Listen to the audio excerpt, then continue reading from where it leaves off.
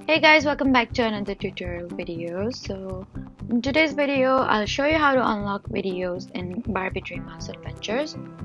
So if some videos are locked and you want to watch them, then just follow along. First, make sure your device is connected to the internet. Then open the game and look for the videos or entertainment section.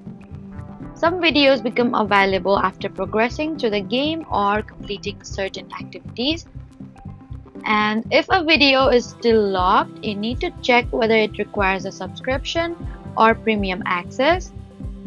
Also update the game to the latest version so all available content is visible.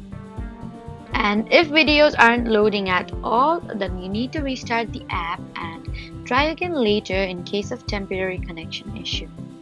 So that was how to unlock video games in Barbie Dreamhouse Adventure. Please don't forget to like, comment, and subscribe for more helpful tutorials. Thank you for watching.